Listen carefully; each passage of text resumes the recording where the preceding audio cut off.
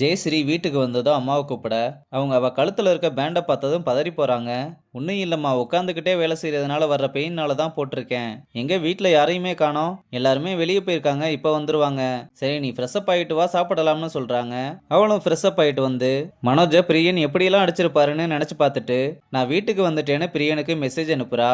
அப்புறம் எல்லாரு கூடயும் உட்காந்து சாப்பிட்டுக்கிட்டு இருக்கும்போது அப்ப மீரா வந்து கழுத்து வலி ஸ்ப்ரே அடிச்சா சரியாயிரும்னு பேண்டை கலட்ட வர சாப்பிட்ற இடத்துல அதெல்லாம் வேணாம்னு சமாளிக்கிறா. அம்மா கூப்பிட்டாலே நீ வரமாட்ட, இப்ப என்ன சொல்லாம கொள்ளாம வந்திருக்க? இல்ல, இனிமேல் இங்கே தான் இருக்க போறேன். என்னமோ பெங்களூர் கிளைமேட் தெரியுமா, பிளேசஸ் தெரியுமா, நான் இங்கே தான் செட்டில் ஆக போறேன்னு சொன்னேன். அப்ப பிடிச்சது இப்ப பிடிக்கல. நீங்க மட்டும் அப்பா அம்மா கூட இருப்பீங்க, நான் இருக்க கூடாதான்னு கேக்குறா. அப்பாவும் உன்னோட விருப்பத்துக்காக மட்டும்தான் பெங்களூர் அனுப்புனேன், நீ இங்கேயே இருக்கிறது தான் எனக்கும் சந்தோஷம்னு சொல்றாரு.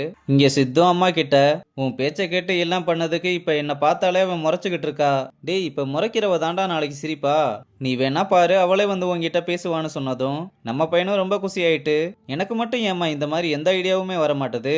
அது ஒன்றும் இல்லடா, அவங்க அப்பாவோட ரத்தம்ல அப்படிதான் இருக்கும்னு சொல்லும்போது அப்பா வந்து என்ன பண்றது, கிரிமினல்ஸை டீல் பண்ணும்போது இருக்க தைரியம் லவ் சொல்லும்போது வரமாட்டுது.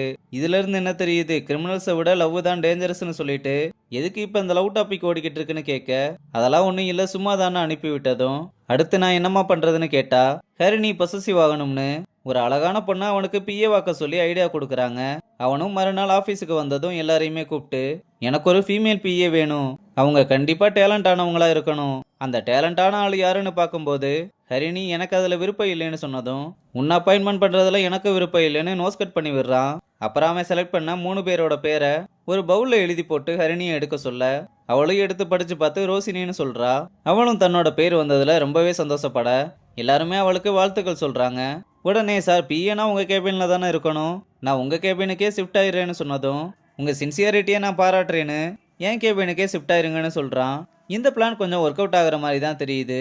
இங்க அம்மாவும் ஜெயஸ்ரீ கிட்ட அன்னைக்கு கல்யாணத்தை பத்தி பேசுனதுக்கு எதுக்கடி அப்படி கத்துனேன்னு கேட்டா அப்படின்னா எனக்கு கல்யாணம் வேணாம்னு அர்த்தம். என்னடி சொல்ற, உனக்கு பின்னாடி 3 பேர் இருக்காங்கன்றத மறந்துட்டியா? அப்ப அவங்களுக்கு கல்யாணம் பண்ணி வை, என்ன ஏன் டார்ச்சர் பண்ற? ஏன் கல்யாணம் பண்ணாம இருக்கவே முடியாதா? இதுக்காக தான் நான் ஊருக்கே வர்றதில்லைன்னு கத்திட்டு போறா. இதனால அம்மாவும் ரொம்ப சோகமா வெளியே வர ஜக்குவும் அக்கா எதுக்காக இப்படி கத்திக்கிட்டு இருக்கான்னு பார்க்க வந்து அம்மா கண்கலங்கி இருக்கதை பார்த்ததும் என்னம்மா எதுக்காக அழுகிற, அக்கா எதுவும் சொன்னாலா? அதெல்லாம் ஒன்றும் இல்லடான்னு சமாளிக்கிறாங்க.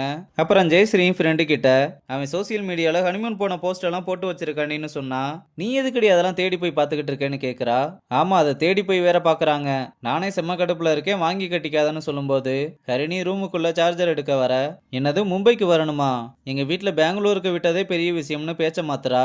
ஹரிணியும் ஏதோ ஒண்ணு தப்பா இருக்குன்னு நெட்ல பார்த்து அவ ஒர்க் பண்ண கம்பெனிக்கு கால் பண்ணி மும்பைக்கு ஷிஃப்ட் ஆகுறத பத்தி கேட்க இல்ல மேம், மும்பைக்கெல்லாம் ஷிஃப்ட் ஆகல, யாரோ உங்களுக்கு ராங் இன்ஃபர்மேஷன் கொடுத்துருக்காங்கன்னு சொன்னதும் சரி ஓகே, ஜெயஸ்ரீ கிட்ட பேச முடியுமா?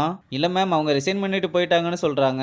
எதுக்கு இவ போய் சொன்னான்னு வேகமா கிளம்பி ரூமுக்கு வர நெக் பேண்டா கலட்டி வச்சிருந்ததுனால மார்க்க பார்த்துட்டு என்னடியாச்சு, என்ன தழும்பு இது, ஆபீஸ் பெங்களூர்ல இருக்கும்போது எதுக்காக மும்பைக்கு மாத்துறாங்கன்னு போய் சொன்னேன்னு கேட்கிறா. அவளும் ஹரிணிய தனியா கூப்பிட்டு வந்து நடந்த எல்லா விஷயத்தையுமே சொல்லி அழுகிறா. ஏண்டி, லவ் ஃபெயிலியர்னா சாகணுமா? எங்களை பத்தி கொஞ்சமாவது யோசிச்சு பார்த்தியான்னு கேட்கும்போது அம்மாவும் வந்து ஏண்டி அழுகிற, என்னாச்சுன்னு கேக்குறாங்க. அவளும் அம்மாவை கட்டி பிடிச்சு அவன் என்னை விட்டு போயிட்டாமான்னு சொல்லி அழுகிறா. ஏய் என்னடி சொல்ற, யாரடி அவன்? அம்மா பதறாங்க. அதெல்லாம் ஒண்ணும் இல்லம்மா, அவ கூட வேலை பார்த்த மனோஜ்ன்ற பையன் ஆக்சிடென்ட்ல செத்து போயிட்டான்னு சொன்னதும் ஜெயஸ்ரீயோட மூஞ்ச பார்க்கணுமே. அம்மாவும் வருத்தப்பட்டு என்னம்மா நீ பெங்களூர் போகணுமான்னு கேக்குறாங்க. இல்லம்மா, காரியெல்லாம் முடிஞ்சு போச்சு, மூஞ்ச பார்க்க முடியலன்னு வருத்தப்படுறா. சரி சரி நீ அழுகாத, நீ அப்புறமா அவங்க குடும்பத்துக்கு ஆறுதல் சொல்லு. சாரிம்மா, நான் வேற உன்னை திட்டிக்கிட்டே இருக்கேன். அதெல்லாம் ஒண்ணும் இல்லம்மா, நீ கவலைப்படாத, நீ அவளை வேகமா கூப்பிட்டு வாடின்னு ஹரிணி கிட்ட சொல்லிட்டு கிளம்புறாங்க. அவளும் நான் இப்ப சொன்னது மட்டும்தான் உண்மை, ஒழுங்கா இந்த விஷயத்துல இருந்து வெளியே வரப்பாருன்னு சொல்றா. அங்க கட் பண்ணா கடைக்கு வெளியே ஒரு பையன் வந்து லஞ்ச் பேக்கை கொடுத்துட்டு போறான். கடையில வேலை பார்க்கறவங்களும் அப்பா கிட்ட சொல்லி வச்சுட்டு போறாங்க. அப்ப இன்னொரு மொபைல்ல இருந்து ஒருத்தவங்க வீடியோ கால் பண்ணி சாப்பாடு வந்துருச்சான்னு கேட்க அப்பாவும் வந்துருச்சுன்னு சொல்றாரு. அங்க எப்படி வெள்ளிக்கிழமைன்றதுனால சாம்பார் சோறு தான் வச்சு விட்டுருப்பாங்க, அதனாலதான் நான் உங்களுக்காக சிக்கன் சமைச்சிருக்கேன்னு சொன்னதும் அப்பாவும் அவங்க கிட்ட பேசிக்கிட்டே சாப்பாடை பிரிச்சு மேய்ஞ்சுக்கிட்டு இருக்காரு. அப்ப அம்மா யாரு கூடவா கடைக்கு அப்பாவை பார்க்க வந்திருக்காங்க. இது தெரியாம சைடு கூட பேசிக்கிட்டே சாப்பிட்டுக்கிட்டு இருக்கும்போது அம்மாவும் டோரை ஓபன் பண்ணி பார்க்கறதோட இந்த எபிசோட முடிச்சிருக்காங்க.